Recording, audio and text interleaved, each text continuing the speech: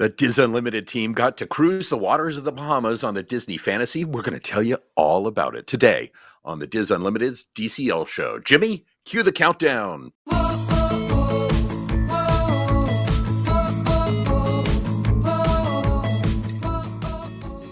Hello and welcome to the Diz Unlimited's DCL Show. I'm Chris Forbeck, one of the agents at Dreams Unlimited Travel. Thanks so much for joining us. The Diz Unlimited team, well, we got to cruise on the Disney Fantasy and we learned a whole bunch. And we learned so much. We're going to break it down over the next few shows. And I'm so lucky I got to cruise with this amazing team. Let me introduce them all. First off, my colleague, Dreams Unlimited travel agent, Elaine Edwards. Hello, Elaine. Hi, friends. Dreams Unlimited travel agent and one of the people behind our Dreams Spanish website, See Disney, Federico Argar. Hello, Federico. Hola, hola. And theme park correspondent for the Diz. She writes for DCL Fan, for UO Fan, for the Diz Unlimited. On the seventh day, she rests. Chloe Fiera. Fiera. Did I say that anywhere close to right? Yes, Ferreira. Hey, honey. Ferreira. Hey, There you go. I don't know. The hour's loss of time has totally thrown my brain. So thanks so much for joining us, Chloe. And of course, we have an amazing producer, Jimmy Valdez. Jimmy, he got to cruise with us too. So we'll see if he decides to offer up any thoughts. Thank you as always for being here, Jimmy. And thanks for all you're doing here. Thanks for all of you.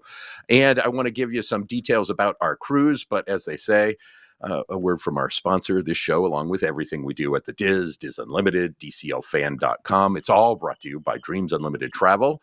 We are experts at helping you plan a magical Disney cruise, visit a magical Disney theme park, your Universal adventure, epic opening soon. So excited. Even other cruise lines. There's no additional cost to book with Dreams Unlimited Travel, none. But we're going to give you insights into your Disney cruise ship or your Disney trip. And by booking your cruise with Dreams Unlimited Travel, you get a shipboard credit of up to $1,000, depending on the price of your cruise. I know you always hear nothing's for free, but this is one of these cases where you get free money to spend on board and it costs you nothing. The best way to get started, dreamsunlimitedtravel.com. And just two other mentions by way of transparency. We got to cruise on the Disney Fantasy, as I mentioned. We paid for this cruise. We were paying guests, just like everybody else. There are itineraries where Disney will host us, like many of us did a preview cruise on the Disney Treasure. And I often see people who scoff and say, oh, it somehow influences what we say. I will tell you, it doesn't influence what I say, but we paid for this one, so no influence there. And second, yes, we are all Dreams Unlimited. Well, not all of us. Most of us are Dreams Unlimited travel agents. This is our job. But we also really love Disney. We love Disney Cruise Line, and we want you to have the best time possible. Our job, both here on this podcast and as agents, is to give the information so you can make the best decision for you and your family. And when you book with Dreams, it allows us to do this. So if you don't do book with Dreams, that's fine. We still hope you have an amazing trip, but we'd love to help you out. Enough of that. Let's talk Disney Fantasy. Before we get started, a quick overview of our itinerary. We did a 5-night Bahamian Cruise out of Port Canaveral on the Disney Fantasy. Our scheduled itinerary included stops at Nassau, Disney Castaway Cay, and Disney Lookout Cay at Lighthouse Point. I say scheduled because we didn't make one of those stops, and we'll talk about that a little bit. But let's start there, Elaine, because I think this is a really lovely itinerary that Disney has been able to add, because now the Treasure is doing the full 7-night itineraries that the Fantasy used to do. And those are pretty expensive and not everyone can take the full week, but it's more than a 3 or 4-night itinerary that the Disney Wish does. It's still close to Disney. If you want to add something before or after, it's more affordable than those Disney Treasure itineraries. It's, I think this is really it's a nice, I'm glad they added these on. I was really impressed. Yes, as soon as the Treasure debuted, I could not believe how many bookings for the Fantasy our clients were doing. And it 100% makes sense with everything that you said. The Fantasy previously only did 7-night sailings. There was a couple of 9 nights thrown in there, but for the most part, it was 7-night sailings. And that is a lot. A lot of people can't take that time off of work. It's also very expensive, especially if you have a family. family and lots of kids.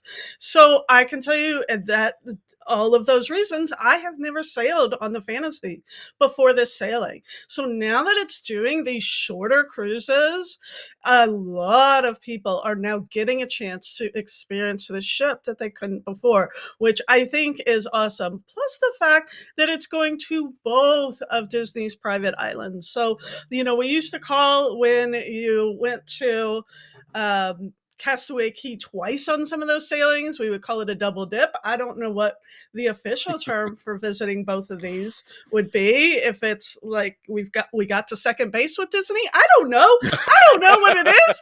I think I don't not be know. it, I but don't we'll know. find a better one. We'll figure out what the official term is going to be, but it's one of those things that's like, okay, it's kind of one of those just like really it's really a good sweet spot of a cruise. So I think people should put on the comments how we should call it, and the funniest one is how we're gonna call it from now on. yes, Tell you what. yes, 100%. The funniest one, I will also, the person who gives us the funniest one, I'm going to send you. I got some little tumblers on board. I should have them as props, but I'm going to send you those. So I'll reach out to you. So leave your ideas. Federico, stopping at both Disney destinations is a nice part of this itinerary, and there's so much. The Disney Treasure one, it's 7 nights. It's lovely. It's a lovely ship. It's the newest ship. But they're expensive, and so it can be intimidating for people. This just feels like a nice fit for a lot of folks. If you get to do it. Yes, right, exactly. No, but yeah, and I we do should think, mention that. And in fact, well, we're going to do a whole. What happens if you don't stop at your port? There was a storm front that came through. We were not able to stop at Disney Castaway Key because the winds were just too much. And in fact, I was up early as they were trying to maneuver the Fantasy into the port, to dock at Castaway Key, and the winds were just too strong, and there was a lot of disappointment. In fact, the Wish the next day was also not able to stop at Castaway Key. And then at the airport, when I was flying back, I ran into somebody who was on a Royal ship. They didn't get to do Perfect Day at Coco Cay because the winds were so bad. They only stopped at Nassau. So the winds were really an issue. I know a lot of people were disappointed, and we're going to do a whole show focused on just that later on. But if you get to do both of them, it's very lovely. Yeah, I think they're very different. The 7 nights, what I love about them is that you get to stop in different islands and get to know different places and different even cultures if you get to go out and explore. This is more, I'm gonna say, Disney centric because it's gonna be mostly the 2 islands and then Nassau, which I think I think is a great itinerary, but is, in my opinion, is very different from the 7 nights. Not only because it's 2 nights less, but also because it gives you a more, in my opinion, Disney-centric experience. You get to see these 2 islands and compare the 2 of them, and then you're gonna be like more in the bubble. So I think it's a great thing that they are making those. But if you again want to have a more like different destinations and a more cultural variety, I will suggest doing the 7 nights that's up in other islands, in my opinion. Chloe, I know you. Disney Fantasy has been among your. I think it keeps Treasure Fantasy. What were your thoughts being on this ship for 5 lovely nights? So I've actually done the Fantasy the most out of Disney's cruise ships. I used to be one of those people that did the 7 nights, the 7-night Eastern or Western Caribbean sailings as my yearly vacation years ago. So I am very comfortable with this ship, and it was at my number 1 up until this last trip. And honestly, so I don't know. I'm still working through it in my head because there's pros and cons to every ship and experience I've done. So it really depends on what you're looking for on board as far as theming and the venues and adult experiences versus kids.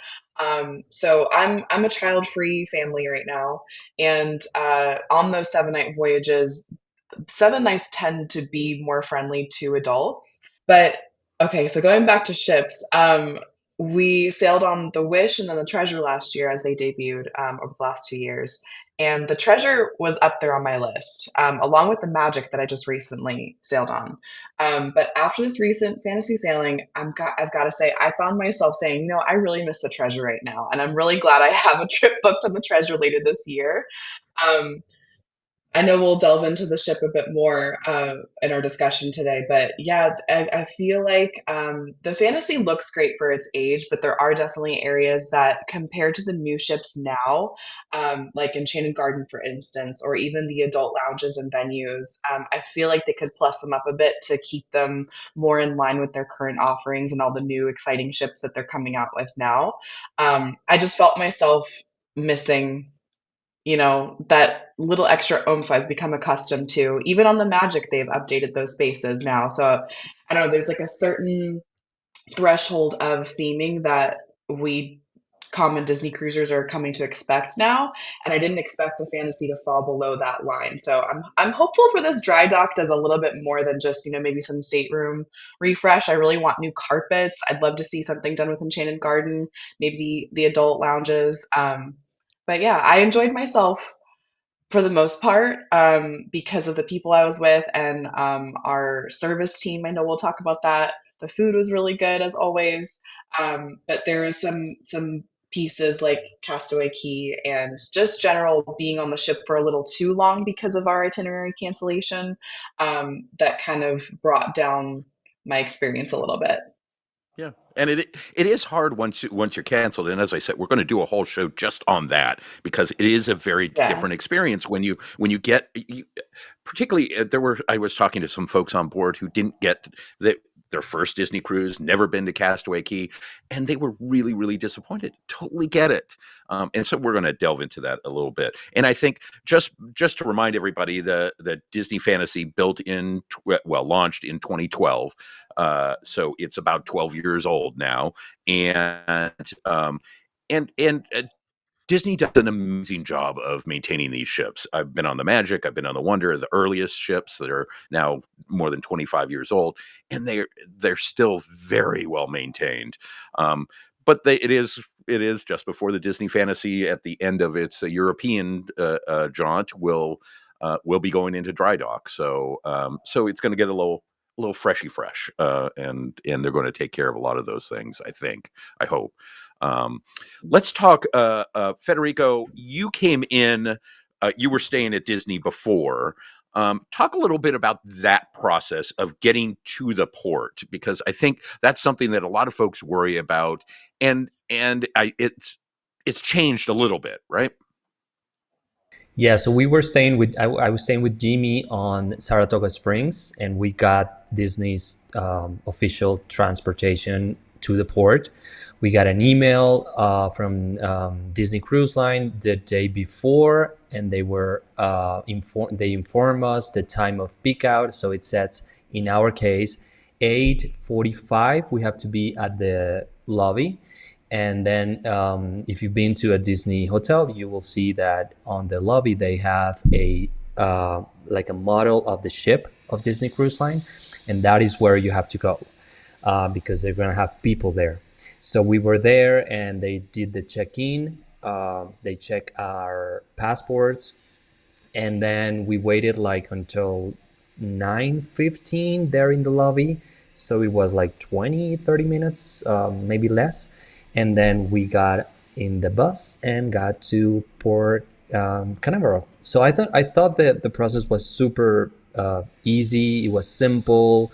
The email was there on time, enough time for us to get ready. Of course, if you book with one of us, we're gonna give you all that information in advance, so you are aware of more or less the time where the transportation is going to pick you up.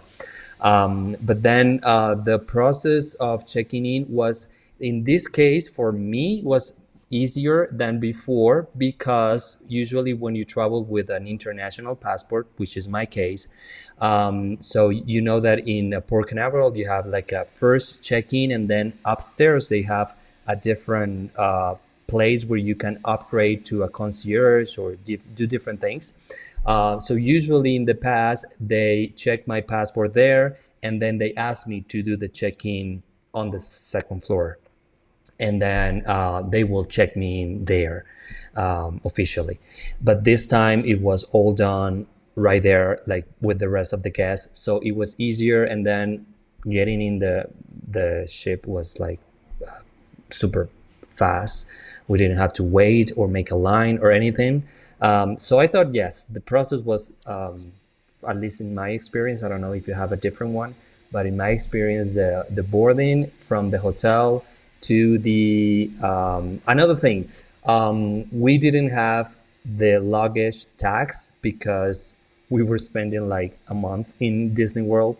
So we weren't home when they arrived. And sometimes when you travel from far away, I think I'm gonna get the tax next week, so don't Right. expect them. Someone knocked on our door about 7:30 in the hotel, and they said, "Hi, I'm from Disney Cruise Line. I'm from Bell Service. Do you need to take luggage to the cruise?" And we said, "Yes, but we don't have the bags. No worry, I'll take care of that." And he took the bags, and we find them in the room, in the stateroom at like 3 p.m., like magically, and we didn't have to worry about that. So that's great. I know, Elaine, your experience was a little different because you were cruising and you were staying with DCL fan editor Jackie Gailey. But if she was staying, I used some of my DVC points, and we had a 2-bedroom at Copper Creek at Wilderness Lodge. So Elaine was staying with me, but you didn't get the email. Jackie probably got the email about transportation issues, and you guys were coming from different places, so you didn't get that email. You were all signed up and everything, but you didn't get that email, right? Right. So, yes, I want to talk about my experience because my experience is just a little bit different than Federico, that was playing by the rules and doing everything on time. So, as Chris said, I did not get the email.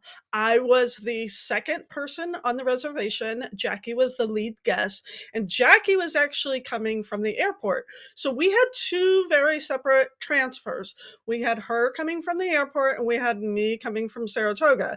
And they were both all on there. We are all, everything's all lined out with our email addresses and our castaway, everything. I never got the email. And we always say, make sure that you check your junk folder, your spam folder. Sometimes they can go there.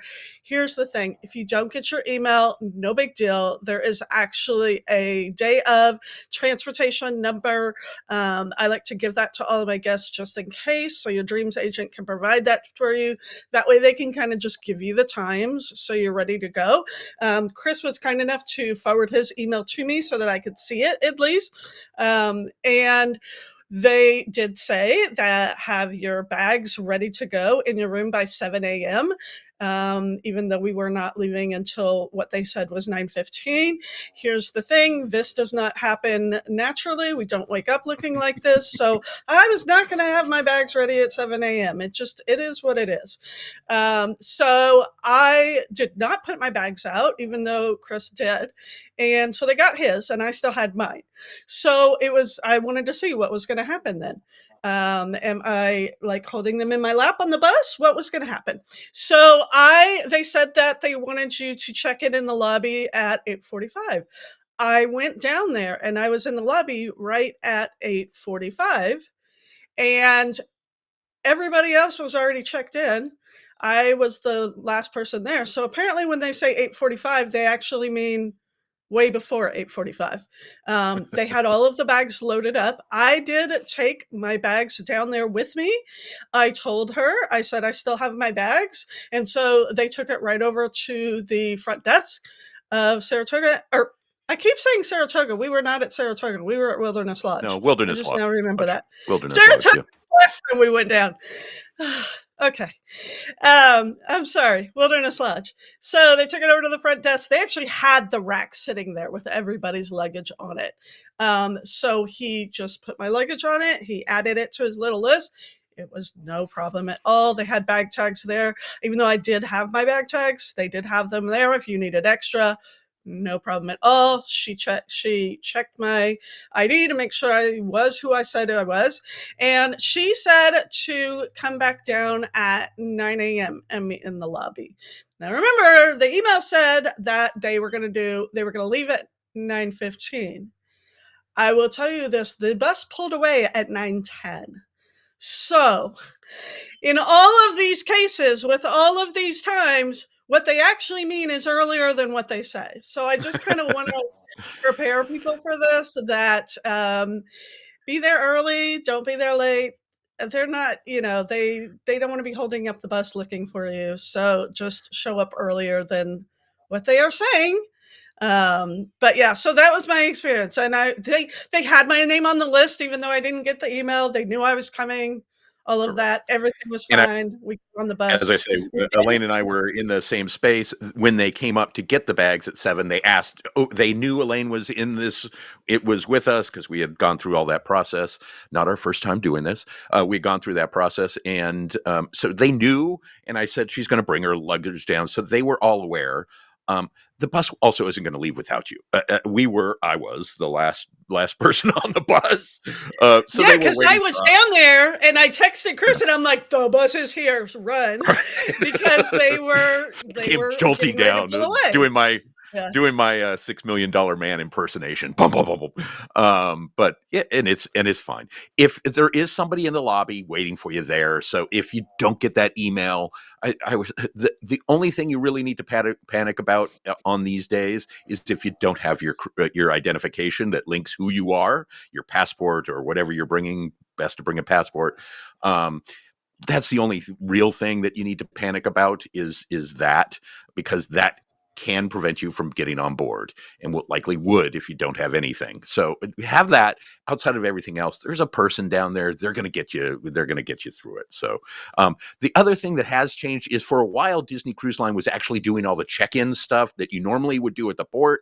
They were actually doing at Disney hotels. They aren't doing that anymore. They still do it if you stay at the Hyatt Regency. But if you're staying at a Walt Disney World resort hotels, they're not doing it at the hotels. So just be aware of that. It's not a big deal. You get there. It's very efficient. They get 4,000 people on and 4,000 people off several times a week. So they're very good about how they do this. And it's all pretty easy breezy.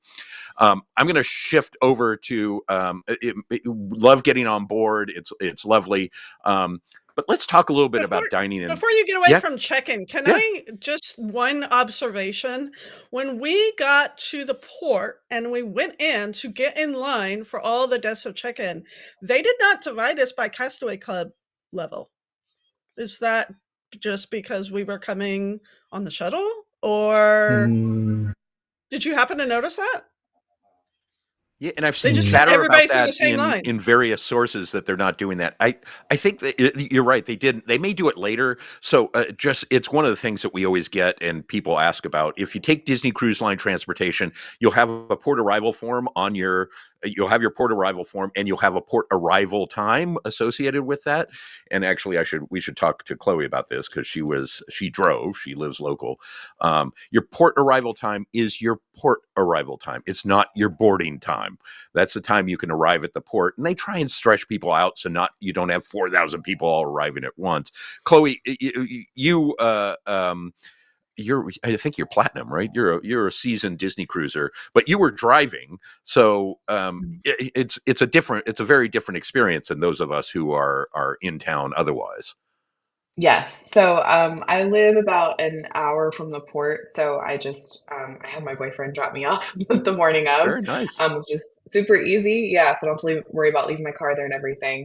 And it's a fun drive. You get to see the ship, over that little bridge, just like you do from the cruise line transfer, I want to call it Magical Express, but I know it's not that anymore. Right. Anyways, no, it's a really easy process. I had a later port arrival time because I didn't check in for my cruise promptly, but that's okay. So I arrived closer to 1:30 in the afternoon, and at that point, I had my luggage pre-tagged from my mailer. The luggage guys took it as soon as I pulled up to like the drop off area, and then I um, that you just like show your boarding information on your phone, and they let you into the line. And they do have it organized there between platinum, castaway, platinum and pearl. I think are off to the left side. General is or first timers are majority of the middle, and then along the right side Right. there's a line for Castaway Club. And I was still technically, this cruise was my 10th sailing, so I'm now platinum, but I did Dun, have dun, to enter dun. the General Castaway Club, so I was still gold at the time, but it was still a lot quicker than the general first timers line. Yeah, And I it's think a pretty easy they're not as process. separated as they used to be, but they're still separated out a little bit. Y- Yeah, When we we got did have board, it. yeah, go ahead, Frederico. No, we did because we arrived at Port Canaveral with Disney transportation, but then we had to go to Dreams Unlimited Travel Welcome Center. So we didn't do the check-in right there. Okay. We went to the Uber pickup and got an Uber, and then when we came back, we arrived like someone who didn't take the Disney transportation, and it was they had different lines, and I'm platinum and Jimmy is gold, so they took us on the highest one, which is platinum Great. on the Did line. they look Awesome. at you funny when you got out of the Uber and you didn't have any luggage to get on the ship? No, I don't remember. When you get on board, you have a bunch of different options. If you're first time Disney cruising, have your video camera well ready because they're going to welcome you by name on board the whichever Mhm. ship you're on. But you have a couple of choices. First off, when you get to the port, make sure you connect to the DCL guest Wi-Fi, and already you can start getting all the information from the Disney Cruise Line Navigator app. You can see your dining times, all that stuff will start filling in, and you can do that while you're waiting before you actually get on board. But when you get on board, if you have dining issues, you can take care of those. There will be a place listed in the app, or just ask on board. If you have kids, you want to go and get your kids registered at the kids club. It's also a good chance to introduce them to the space, to the other people. It's a great time to do that. And food. There are basically two options for food. You can go up to the cabanas for the buffet, or they have a sit down. Elaine, we chose to do sit down. We chose to be a little bit more. It gets a little crazy upstairs for me. There's a lot of everyone's excited and kids are very excited, so we chose sit down in Animator's Palette. We did, and it was, as you said, cabanas on embarkation days is wild and loud. And as somebody that I've said it on the show before, embarkation day, I don't know why. I just get very like overwhelmed and I just want to go to my It room and get is. away from all the It's a people. lot. But it's yeah, and so this was a lot nicer because we were able to it was art of animation or heart of animation animator's palette, and that was for the lay people. If you were concierge, then they did have you in a different restaurant, and it was a nice little embarkation lunch. The server that you will have will not be your server that you'll have for your rotational dining dinner. It just happens to be whoever happens to be there with the table that you happen to get. But it was very nice. It was a lot calmer. We were able to just kind of chill out. And by the time lunch was done, then we could go to our rooms um, and hopefully get our luggage. Ours did not get there for a very long time. I don't know about yours, but our luggage did not get there until like 6:30, 7 o'clock. I Oh, don't know wow. why. I've never had that experience before. They've always been either there right at 1:30 when they open the doors or shortly after. So I did not know why, but it took a long time. I will tell you, and Elaine's precisely right. That first day getting on board is a lot. At least for me, I'm worried to make sure I have all my pieces together. Do I have my port arrival form? Do I have my passport? Do I have all those pieces? But remember, there are 4,000 people getting off the ship. There are 4,000 people getting on the ship. It's just a lot. And then I'm going to do a little bit of a rant and say one of the worst things that Disney Cruise Line does is at 3:30, 4 o'clock, somewhere around there, you're going to do this thing called the muster drill. And it is all the joy of the airplane. Here are the exits, and here's how you put on your seatbelt. All of the fun of that, except you have to, all the 4,000 people on board have to go to their muster station, which will be somewhere on the ship. It'll be in your app. It'll be on your Key to the World card. You have to go to that station. It is, I don't know why. One of the things that was really nice about COVID is they did it virtually. Most cruise lines are doing it virtually. So you watch the video, you have to actually watch it on your app to make sure that you watch it. You then go and see your location to where you need to be, but it's not done en masse. It's not 4,000 people all shoving and pushing. We were lucky. We were inside one of the movie theaters this time, so I got to sit down. But I've seen people who were on the sunny side of the ship, and I've actually seen elderly people who are so hot that they actually pass out from it. It is unnecessary. It's not a good way to get people to learn anything because they're miserable and angry. And it's not a good way to start off your cruise. Disney Cruise Line, stop it. Do something else. Figure out a better way to do it. Other cruise lines have figured it out. You can do it too. Stop the muster drill. It'll make embarkation day much better. You still have to do the drill, but do it in a different way so we don't have to deal with that miserableness. Anyone else want to chime in on how awful the muster drill is? I'll play Yeah, I devil's mean, advocate and go the other way. So my opinion is they're doing this for a reason. And if you are just watching a little video on your phone and checking in, that doesn't truly get the point across of, like, because we had to go to our actual lifeboat. And so that does not help me remember this is my lifeboat station. Me actually going there, standing there, seeing where I'm at compared to everybody else on the ship puts me where I am on my lifeboat. And them talking to us and actually showing us the life jacket, this is how it works, putting it on in front of us. For me, it helps ingrain in me that on the very unlikely instance that there would be an emergency situation, I personally feel more comfortable knowing what I'm supposed to do and where I'm supposed to be, rather than I may or may not have actually looked at it on my phone.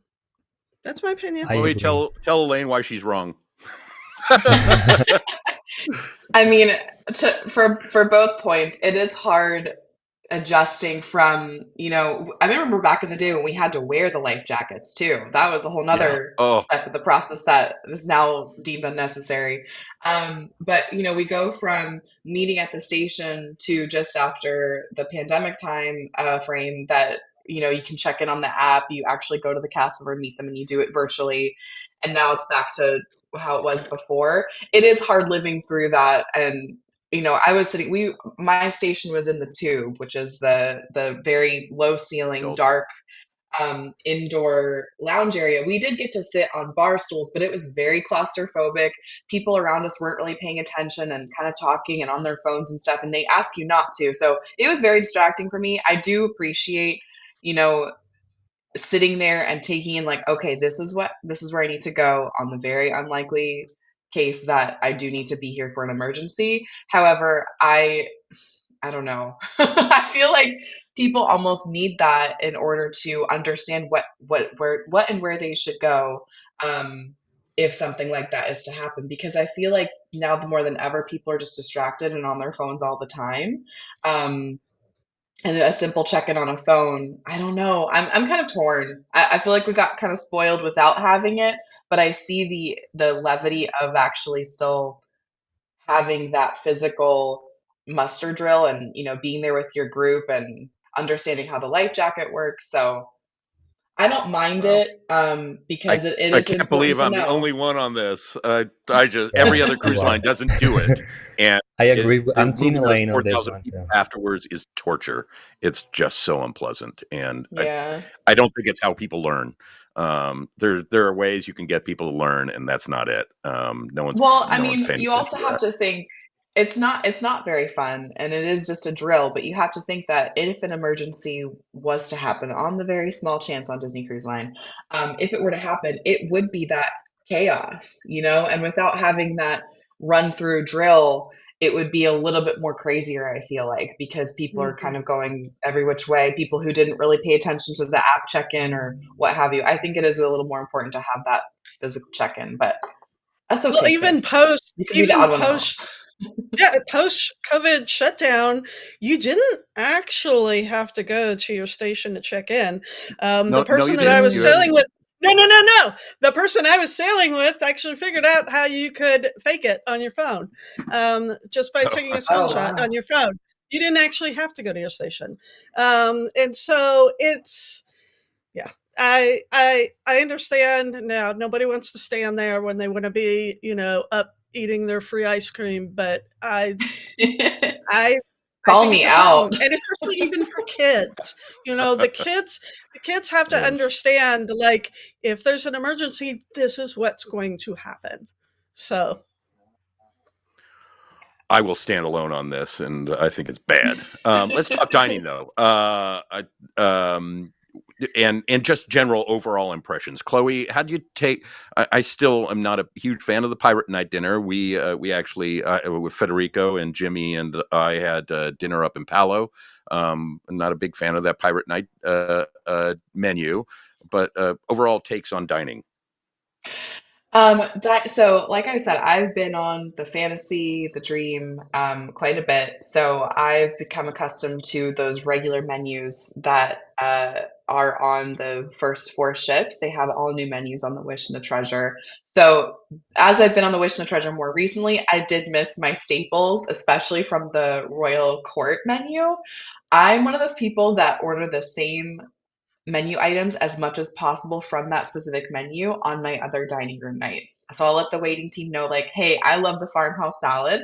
I love the oven baked salmon royale. I love the Grand Marnier souffle. As much as I can have that, I would love to have that in my dinner rotation at the other dining rooms, and they make it happen. Um, I so that said, I do really enjoy all of the other menus a lot. There's something from Animator's Palette, from Enchanted Garden, but mostly the Royal Court menus I really appreciate. Um, that said, Pirate Night is my least favorite menu. I think all of us can agree. On that night, I ended up the waitstaff couldn't actually accommodate anything from the Royal Court menu because none of the dining rooms were offering anything like that. They're all offering the same Pirate Night, Right. not prefix, but it's just the same limited offerings. And none of them are good. Every time I've tried something new, I do not enjoy any of it. So I ended up getting, I think, a kids meal that night. I got like buttered noodles and chicken skewers and some fresh broccoli, and it was good. It did the Chloe, job, and I think I had one of the salads, but yeah. anything you particularly would recommend people get? Like, what are you those favorites and things that you've Yeah. had? And you said So we should note that one member of our team, and I won't totally out Corey about this. Corey Martin had not one, not two, but three servings of escargots for dessert every night. Every yeah, night. I don't know in where he puts addition it. He's very to trim and everything, yeah. but my goodness. But what would he you tell also people to? double ordered for me because there was one night that I just apparently slept through dinner, and everybody went to dinner, and I just slept through dinner. And so he told the serving team that I was on my way and I wanted escargot, and he also ordered escargot, and he double ordered it. So I think that night he had like 8 of them. So, Yes. yeah. There were a lot of escargot that were passing across our tables. So, So uh, yeah, so the escargot is also from the Royal Court menu. So we were all ordering that dish quite a bit as well. No, so I briefly mentioned them, but the farmhouse salad from the Royal Court menu, it's like an olive vinaigrette. There's fresh grape tomatoes. There's thinly sliced farm potatoes. There's asparagus. And then the best part for me is there's a little crostini with goat cheese baked into it. So it's just like one little piece of bread with some toasted goat cheese on top. And it just, I don't know, something about that salad is just, I love it so much. And then the oven baked salmon royale, the salmon is just, it's always so well cooked. There's a crisp topping of like, I think it's like Parmesan and breadcrumbs, but it's on a bed of truffle polenta. And then there is the Grand Marnier souffle, which is a Grand Marnier souffle. And anytime I can have a souffle on cruise line, be it chocolate souffle, the amaretto souffle from Palo, or the Grand Marnier from a regular dining room, it's going to happen. And our wait staff was wonderful. Kanya was exceptional. And part of that was she was just so bubbly and friendly. And then she also made sure I got my Grand Marnier souffle whenever possible, sometimes twice if she couldn't make up for the pirate night. And it was She, fantastic. she was also awesome because she was. I personally really appreciate somebody who says, "Hey, this is not. Don't get this. It's not good." Mhm. I really appreciate that because I enjoy my food. So Yeah. I thought she was just, and she was just She's so full of. One other thing that I got to do on this cruise, which I had never done before, is the Prima Notte. This is a wine tasting that they do up at Palo. Only do it on the first night, and it's limited to about 12, maybe 14 people. It's essentially a wine tasting pairing. So it's not a full meal. It's basically a wine tasting, but they will pair that with a little bite. And I'll put something on my Instagram about it and share that out with folks.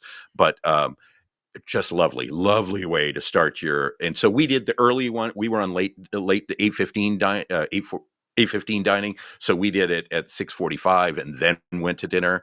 But it's absolutely a very, very special experience. So very fun.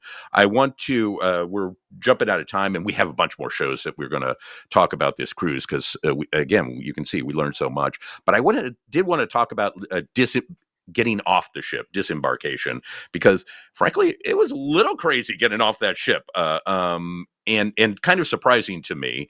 At least when, again, if you have the 8:15 dining, you get to eat a little later. They do serve breakfast down in the dining rooms, same dining rooms. They also serve breakfast up at Cabanas. Please realize that this last breakfast is basically okay, you're getting off the ship breakfast. It's not going to be the full breakfast that you've gotten before. It's a kind of, okay, bye-bye, thanks for coming breakfast. But there were when we first came down, there were long lines and a lot of people who were carrying their bags with. You can put your bags out the night before and they'll put them out into the terminal for you, which I always do because elevator space is very limited that last when you're getting off the ship. A lot of people going with bags, so I don't want to have to deal with that. But there were a lot of people with bags and luggage, people jammed in the atrium. It was a little crazy experience. Elaine, what was your experience getting off? Yes. So, kind of like Embarkation Day, I kind of don't really follow the rules and do my own thing. So, I never put my bags out the night before because, again, I want all my stuff. So, what I did, I actually had for this cruise, I had two large full size suitcases. So I put all my like dirty clothes into one and I put that one out the night before and I kept one with me, as well as my backpack with my laptop and everything like that. And if we have not said it already, anything that is important, laptops, iPads, prescription medicine, Yeah, jewelry, money. Do keep this with you in your passports. carry-on bags. Never check it into the suitcases. Just saying, you don't know. So I did that, and then I never go down to the um, final morning breakfast. I will stay in my room as long as humanly possible. And then when they kick me out, then I will check my bag and I will go down and walk off the ship. So that's what I do. And it was a long line when I got down there, but it actually was continuously moving and it Moving. moved very fast. So I would say it was no more than 10 minutes to Wow, get great. off of the actual ship. They did stop me because it was just me. Jackie was not with me. She did go to the breakfast and they said, "Where is Jackie?" And I said, "She's eating." And they said, "Okay." And they actually wrote her name down on a piece of paper. So they are going to make sure that everybody in your stateroom gets off the Everyone's ship. out. Chloe, you had a kind of a different experience because you only have a drive. What was it like getting off the ship for you? I'm just like Elaine. I particularly don't enjoy the last breakfast. I feel like the offerings are very, very limited. It's almost kind of sad. They don't even have Mickey waffles at Cabanas. So I I saved myself the heartbreak, and I'm like, you know what? I'll just wait till my next Disney cruise to enjoy those again. And I go down and do the early morning walk off. So I keep my luggage with me. I left my room close to 7:15 in the morning. There was no one on the elevators at that point, so I easily went down to deck three, and it was about a 10-minute, like, easy queue of people until I was off the ship, walked right through customs, and out to my pickup area. So it Right. was fairly easy. I don't think I'll ever go back to the traditional way of waiting for your luggage to be called in for those boarding groups, especially knowing how crazy the atrium can get. So yeah, I'm a big fan of the early morning walk off myself. Yeah, we had. I did send our bags out because I don't want to have to carry them and deal with elevators and all that kind of stuff. And we did do breakfast. By the time we were getting off, which was probably what 8, we weren't rushed in terms of flights, so it was easy breezy. We had breakfast. We got off the and there was no line. We always take a picture in front of the whatever statue is in the atrium. We always take a photo and kind of take a moment to kind of think about our trip and live in the present with that. So we always do that before we get off. And then it was easy. Found our luggage easily. It was super easy by the time we were getting off. So, but early on, it was a little bit harried. So Can just I be say aware. something just As because you were Yeah, talking about flights? So my flight was at noon that day, and I think I probably left the room right at about 8 o'clock. Let me tell you, I got off of the bus at the airport and it was 10:45, which gives me an hour and 15 minutes until my flight leaves. And they were going to be boarding at 11:30, so that gave me 45 minutes. wow, And if you know Orlando International, it can take 45 minutes just to get through security. right. So keep that in mind and you may think, oh, if I'm getting off the ship at 7:30, why do I need to wait until 12:30, 1 o'clock to book my flight? This is why. It takes time. All of this takes time to get off of the ship, get your luggage, get through customs, get on the bus, wait for the bus to fill. Then we ran into traffic issues where we were just sitting in traffic. Then we got to the airport and we had to wait 10 minutes just for a spot to open up for the bus to park. Then he said, everybody just stay here.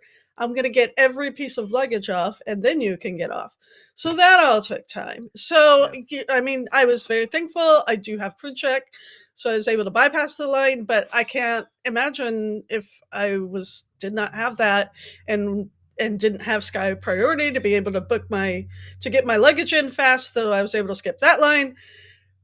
I could have it would have been not close, right? gotten on my Yeah, flight, right. So and at least for me, I don't like having to deal with that. There's enough stress in out there these days. I don't want to have to deal with that. So be aware that it can take some time and it's a process. So with all that said, I mentioned we're going to have many more shows on this. Our colleague Hannah brought her 3-year-old son on board, so we're going to talk to her about that experience and what she learned with dealing with adorable Owen. We're bringing back our best and worst shows, looking at what we loved about Disney Fantasy and what we didn't love so much. Guess where Mustard Drill is going to end up on my list.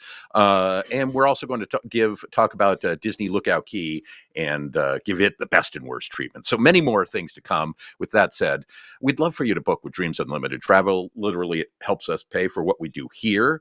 And I'll tell you, I was a Dreams client before I was a Dreams agent. So I understand the value, and you don't pay anything more. Best place to start is dreamsunlimitedtravel.com. You'd select your Disney cruise. You'd select Disney Cruise first, the button there. It will ask you your itinerary and then dates. On the second page at the very top, there's a pull-down menu of all the Dreams agents. You can select one, or you don't have to. All of them are awesome. So we'd love for you to book with Dreams Unlimited Travel. If you want to get in touch with one of us, Elaine, can they get in touch with you?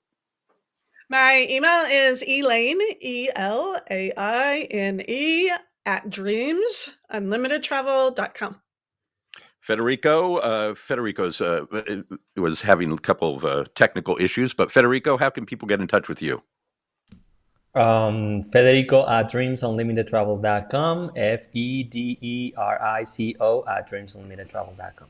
Awesome. And I will tell you, well, you can find Chloe. She writes on, she's on the Diz Unlimited, DCLFan.com, UOFan.com, every place. You can also maybe find her chained to the Miss Piggy fountain at Disney's Hollywood Studios as that's on its final days. So she's very distressed about that. So thanks for being here, Chloe. Really appreciate it. I'm Chris V. Chris V at dreamsunlimitedtravel.com. There's a Chris, so I'm Chris V if you want to reach me. And thanks for joining us. And always special thanks to our producer, Jimmy Valdez. And thank you for joining us. We appreciate it. Depending on where you're watching us or hearing us, please like, subscribe, leave a review. Whichever platform you're using, it really does help us. Apparently, there's something called the algorithm, and I don't fully understand how it works, but they tell me it really makes a difference. So if you want to help us, that's very helpful. And if you have topics for us, you can leave those on. If you're watching on YouTube, leave those in the comments. DCL Fan Facebook page. You can find a whole bunch of people talking Disney Cruise Line, or you can just send me an email, chrisv at dreamsunlimitedtravel.com. With that, more Disney fantasy stuff to come. Safe travels, and we'll see you real soon.